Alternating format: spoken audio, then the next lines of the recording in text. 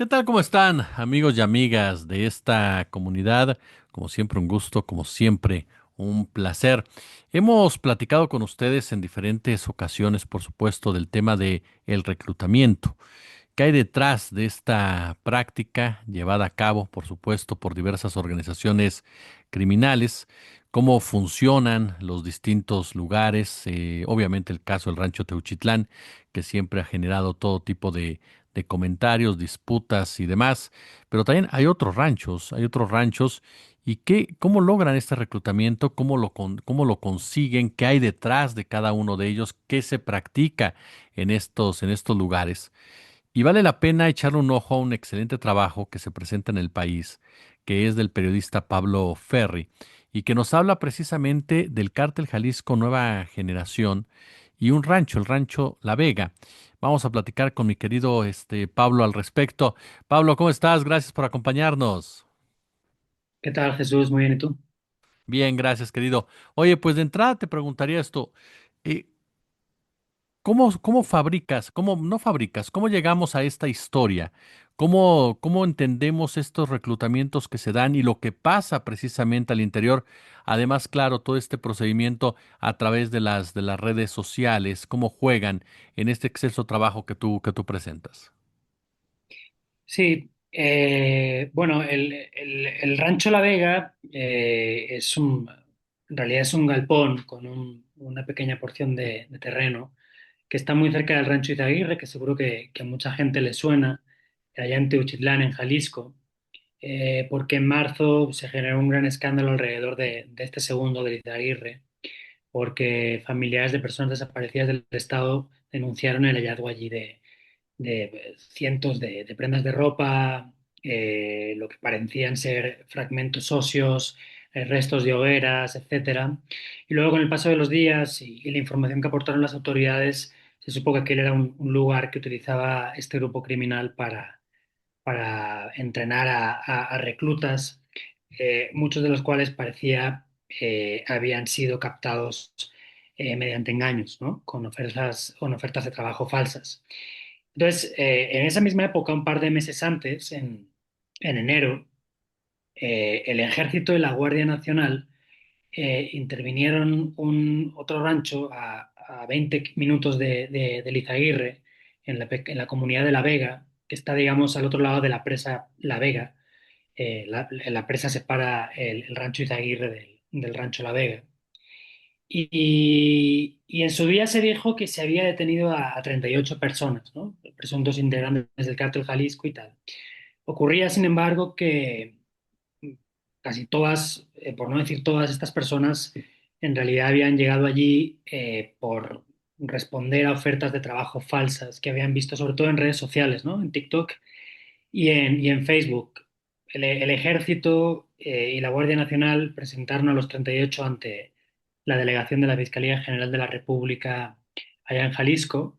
La Fiscalía o sea, inició una carpeta, acusó a todos de portación de cartuchos y cargadores de arma de fuego de uso exclusivo del Ejército, porque el Ejército o la Guardia Nacional, cuando llegó allí, encontró pues una serie de municiones, cargadores, etcétera, ¿no? Pero claro, todos empezaron a contar sus historias, que es lo que ahora nos llevó a nosotros en el país, eh, y dibujaban una realidad un tanto distinta, ¿no? En el sentido de que no es que estuvieran o formaran parte o hubieran querido formar parte del Cártel Jalisco, sino que, pues eso, unos habían recibido una oferta para trabajar, mucho sobre todo para trabajar cortando agaves, ¿no? Ya vemos que en esa zona y en zonas cercanas de Tequila, es un pueblo cercano en Jalisco, pues hay mucha industria vinculada a la cosecha del agave y a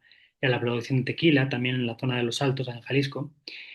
Entonces, a todo el mundo le parece muy sencillo pensar que pues, las ofertas de trabajo que veían ya decía, en Facebook, en TikTok, pues eran legítimas, ¿no? Entonces, las facilidades que daban los supuestos empleadores en el sentido de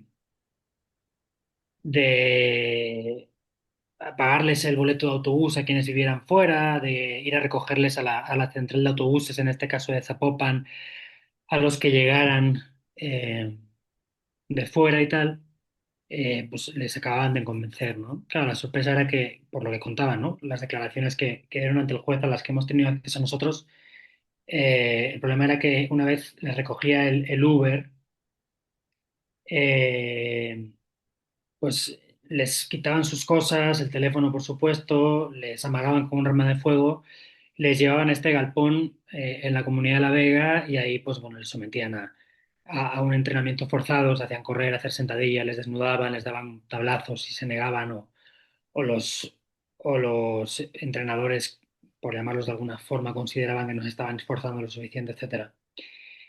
Y es triste, ¿no? Porque es una situación que entendemos que ha venido ocurriendo en esa zona, al menos desde 2017, ¿no? Cuando se empezaron a detectar espacios como este, ranchos más o menos aislados, donde este grupo criminal, bueno, pues llegaba con gente a la que engañaba y trataba de incorporarlos a sus filas de una manera más o menos obligada. Digo, más o menos obligada porque algunos de los 38 del Rancho La Vega, cuyas declaraciones tenemos nosotros, sí muestran amenazas clarísimas, ¿no? De, pues si no te sometes al entrenamiento te vamos a descuartizar, así dice uno, ¿no? O otro que contaba que le dijeron, hay de dos, o te entrenas o balazo en la cabeza, ¿no? Entonces, esa es un poco la primera parte de la historia que sacamos el fin de semana. Y la segunda parte que sacábamos esta mañana tiene que ver un poco con la revictimización de toda esta gente, porque cuando llegan los militares el 29 de enero, supuestamente alertados por pobladores de la zona de que allá en ese rancho estaban ocurriendo cosas raras, los militares, y esto es de acuerdo a las declaraciones de los 38, 37, 38, les someten todavía a una sesión de malos tratos bastante salvaje eh, con, en fin, patadas en el estómago, en la cabeza, en los genitales, tablazos en las nalgas. Hay un caso incluso de un muchacho que cuenta que le clavaron un tornillo en un brazo, ¿no? Con la intención de hacerle hablar, porque claro, los militares llegan allí pensando, pues eso infiero yo, que, que bueno, que esta gente es parte del cártel, ¿no?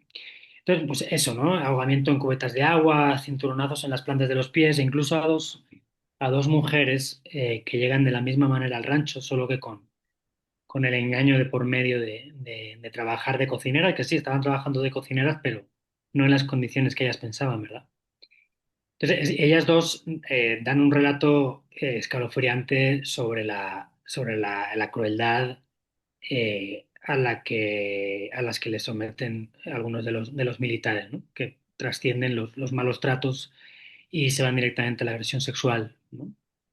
Entonces, bueno, lo alucinante, digo, si no fuera todo esto alucinante, el escalón, digamos, el siguiente escalón de crueldad y de muestra de cómo falla el sistema de justicia, más allá de que los jueces los elijan los ciudadanos o agarren su puesto por carrera judicial, es que en la vista o en la audiencia de vinculación a proceso en la que el juez, esto fue en el primer semestre del año, en el que el juez decide no procesar a 36 de los 38, a otros dos sí los procesa porque piensa que puede haber elementos para pensar que igual sí tenían que ver con los reclutadores falsos, ¿no? Uno porque tenía un teléfono en un bolsillo y el otro porque al parecer lo agarran vigilando. Pero bueno, el resto, 37 y 38, a raíz de lo que cuentan, digo, ante el juez que dirige la audiencia inicial, el juez ordena dar vista a la Fiscalía Especializada en Materia de Derechos Humanos de la FGR, ¿no? Que abre una indagatoria pues para saber exactamente qué pasó. Porque claro, como ocurre muchas veces, el ejército, desde el punto de vista burocrático, o sea, en los papeles no aparece hasta las 7 de la tarde, según la Guardia Nacional, que es la corporación que firma el informe policial homologado, que es el informe que da cualquier corporación de seguridad cuando pasa cualquier evento, ¿no? El hallazgo de unos cuerpos, etcétera, pues tienes que ir a firmar tú como primer respondiente, como autoridad que llega, un parte, contar lo que ha pasado, lo que has visto, y a partir de ahí la fiscalía en cuestión, local o federal, abre una investigación. Bueno, en este caso, por mucho que digan los 38 rescatados, que se refieren que los primeros que llegan allá son el ejército, sobre el papel, quienes primero llegan allí es la Guardia Nacional. Y según la Guardia Nacional, los militares solo llegan hasta pasadas 3 o 4 horas. Y luego un teniente que supuestamente está al mando de los militares que llegan al rancho dice que en realidad llegan hasta medianoche. Entonces, bueno, está esta contradicción entre lo que dice la Guardia, que es la que supuestamente llega sobre el papel, y lo que dice el teniente a cargo de los militares que supuestamente llegan allí, de acuerdo a la hora que dice uno u otro que arriban al lugar. Y desde luego la gran contradicción entre lo que cuenta las corporaciones de seguridad, Guardia Nacional y Ejército, y lo que cuentan 38 personas que dicen que los que primero llegan allí son los militares y que hacen lo que ya narré, ¿no? Entonces, el problema también aquí es que a día de hoy la Fiscalía General de la República no ha informado sobre avance alguno en la carpeta de investigación abierta por posibles torturas cometidas contra toda esta gente, ¿no? Y nosotros preguntamos a un portavoz de la dependencia y ni siquiera se dignó a contestar, ¿no? Que, en fin, da un poco la muestra del interés que puedan tener en este asunto. Respecto al ejército, también preguntamos y tampoco o sea, contestaron en primera instancia que lo iban a checar y luego no han vuelto a contestar. Y luego, bueno, yo creo que el último punto a tocar es o sea, lo increíble que parece que 8 años después de que se detectaron los primeros casos en esa misma zona, hayan seguido pasando, ¿no?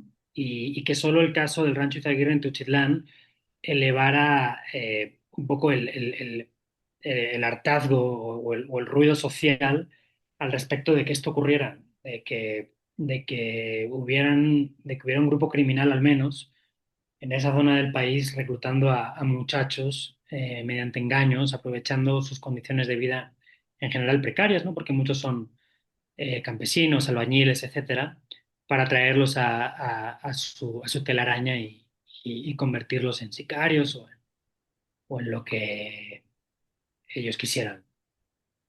Oye, este punto que señalas, es decir, el infierno por dos lados, ¿no? O sea, los que te Sí. reclutan forzosamente, te engañan, te someten, te vejan, te agreden de esta manera, y cuando llega el ejército te trata como si tú fueras parte de un cártel, cuando en realidad tú sigues siendo la víctima de toda esta circunstancia.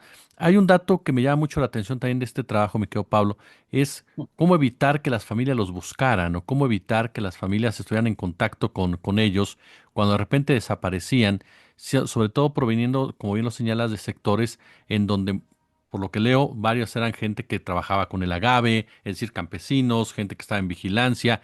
No hablas tampoco de sectores altos de la población, hablas de gente que está buscando un empleo, en pocas palabras, para sobrevivir. Sí, claro, es un poco el truco, ¿no? Es decir, evidentemente, a alguien que tenga un trabajo que cobre 2, 3, 4, 10 salarios mínimos, pues no lo vas a traer a cortar agave a Jalisco, ¿no? O a ser guardia de seguridad o a trabajar en la construcción o de maestro de obra, lo que sea, ¿no? O sea, digamos, la piedra angular de este esquema de reclutamiento es la precariedad del interesado, ¿no? Y, y luego, bueno, claro, la novedad, porque todavía sigue siendo novedoso, de, de estas modalidades de captación construidas a partir de mensajes falsos, ofertas falsas en redes sociales, creo que todavía impide que la gente desconfíe. Es decir, yo creo que a partir de ahora, no por este caso, pero sí por el de Izaguirre también y todo lo que se ha hablado en el primer trimestre del año al respecto, creo que ya va a ser más difícil que el engaño sea tan fácil y tan sencillo de instalar en las cabezas de muchos y de muchas que podrían haber visto una buena opción en ese tipo de ofertas, ¿no? Pero claro, es que hasta hace poco no se conocía que este método de reclutamiento existiera y menos que funcionara bien. Y luego lo que tú dices, en el caso de las dos mujeres, ellas cuentan que llegando ahí al rancho les obligan a grabar videos diciendo que estaban allá voluntariamente y dando las gracias al señor de los gallos, ¿no? Haciendo referencia evidente al presunto líder criminal de este grupo, a Nemesio Ceguera, alias El Mencho. Quiero decir, hay un aparato perfectamente aceitado de producción de ofertas falsas de trabajo, perdón, pero también de limpieza y de blanqueamiento en el sentido de, no, no, nosotros aquí no tenemos a nadie que esté en contra de su voluntad, ¿no? Lo cual también es falso, porque aunque es verdad que seguramente habrá algunos casos en los que haya gente que llegue sabiéndolo, ¿no? Y se quede porque le gusta, porque le parece atractivo, porque así de primeras no sé, le atrae la idea, mucha otra gente, ¿no? Mucha otra gente, por mucho que diga, por mucho que parezca que está ahí a gusto, no lo está, ¿no? Y simplemente está coaccionada a decir que sí lo está para evitarse problemas, tomando problemas como un eufemismo, desde luego. Oye, el papel del ejército, eh, esta actitud de llegar, sobajar literalmente, cómo la explicamos en este contexto? O sea, porque a final de cuentas, si le están diciendo que hay algo raro, que hay reclutamiento y demás, ¿falta esa preparación del ejército o también ya es un comportamiento normal, digámosle, entre comillas, ¿no? Ante situaciones o escenarios de esta naturaleza, de no llegar a ver qué pasa, sino llegar e imponer este tipo de situaciones? Ya. Bueno, yo querría pensar que después del caso Izaguirre, eh, esta manera de entrar en un sitio como elefante en cacharrería, pues eh, ya no ocurre o por lo menos este tipo de situaciones que hemos narrado estos días en el periódico y el caso del rancho de Izaguirre en Teochitlán, eh, querría pensar que han servido por lo menos para que los militares que andan sobre el terreno, la tropa y sus oficiales, te entiendan que se van a enfrentar siempre a escenarios más complejos de lo que a simple vista parecen, ¿no? Es decir, si los militares llegaron a este rancho por un aviso de pobladores por una zona en la que estaban patrullando, debe existir, por lo menos por parte de los oficiales al mando, ¿no? Esa gente formada en colegio militar, con la que ha tenido acceso a estudios, en fin, deberían tener bueno, la idea de que igual no es tanto como les están diciendo o no es un escenario como se están imaginando, ¿no? A partir de sus propias sugestiones, ¿no? Y las posibilidades de que la violencia les envuelva en cualquier momento, que no digo que sea fácil, por supuesto que no. Y si no por parte de los oficiales a mando de la tropa, que de las zonas y las regiones militares, por lo menos las que dependen o las que trabajan en el estado de Jalisco, las comandancias de esas zonas y de esa región, instruyan a la tropa y a sus oficiales para que entiendan, para que tengan en cuenta este tipo de situaciones, ¿no? Es decir, uno, no porque les hayan dicho que hay un campo de entrenamiento del Cártel Jalisco, todos son el Cártel Jalisco y todos son sicarios psicópatas especialmente violentos. No, no es así. Y dos, que los mandos, las comandancias de batallón, regimientos, zonas y región, instruyan a la tropa y a sus oficiales en el sentido de que no se puede pasar por alto tratos crueles como los que supuestamente perpetraron contra esta gente, ¿no? Porque claro, si se abre una carpeta de investigación por lo que supuestamente hicieron estas personas, estos militares, pero no hay ningún tipo de consecuencia, salvo que se ventile en medios de comunicación, si es que esto sí, esto que hemos hecho estos días sirve para algo pues es horrible, ¿no? Porque no es que, no es que el ejército y sus mandos identifiquen conductas lesivas para la población y para el mismo espíritu de la tropa, ¿no? Porque no creo que a mucha gente que esté dentro le guste que esto ocurra. O sea, es que es terrible que tantos años después no, o sea, no se actúe de oficio contra este tipo de actitudes, es que realmente pasaron, pues estaría bien que la fiscalía pudiera ayudarnos a saber si esto realmente ocurrió como están denunciando que ocurrió, pero bueno, ese es otro asunto. Entonces, bueno, en resumen, estaría bueno que la fiscalía se pronunciara al respecto de la carpeta que abrieron por presuntos tratos inhumanos contra esta gente. Estaría bueno que la Secretaría de la Defensa informara, ¿no? Porque así como hay delitos del fuero común, como tortura o malos tratos o, en fin, lesiones, lo que sea, porque uno de los 38 acabó en el hospital con un pulmón colapsado, por cierto. Eh, Hay también delitos que pueden perseguirse por el fuero militar, ¿no? Por ejemplo, desobediencia, en el sentido de que tú no puedes hacer lo que te dé la gana. Y si el mando de esos militares no ordenó directamente pégale esta con la tabla o haz tal cosa, pues entonces el delito de desobediencia parecería evidente que se ha cometido. Pero bueno, como todavía no sabemos prácticamente nada desde el punto de vista oficial, porque desde el punto de vista oficial los militares incluso niegan, igual que la Guardia Nacional, haber estado allí a las horas que las víctimas dicen que estuvieron, pues estamos ante el clásico limbo en el que unos dicen una cosa, otros dicen otra, y la agencia investigadora, en este caso la Fiscalía General de la República, pues actúa con toda la parsimonia del mundo, esperando a que las cosas se enfríen y, como decimos en mi tierra, aquí paz y después gloria, ¿no? Oye, que finalmente, después de tantos años ya señalaba, son este grupo de ranchos, esta zona de ranchos y demás, parece una obviedad, ¿no? La impunidad con la que gozan gracias a los niveles de protección que tienen. Pero esto nos tendría que llevar también a una investigación mucho más profunda, porque parece que el rancho Teuchitlán era un caso aislado, ¿no? O sea, una especie de descubrimiento ahí en el oasis que se descubrió, notó por ahí la policía de Tala, pero se dejó de lado todo esto que ustedes están dando a conocer también, de todos estos ranchos alrededor que operan desde hace años de esta forma por parte de este cártel, que de una u otra forma no es tocado en ese sentido.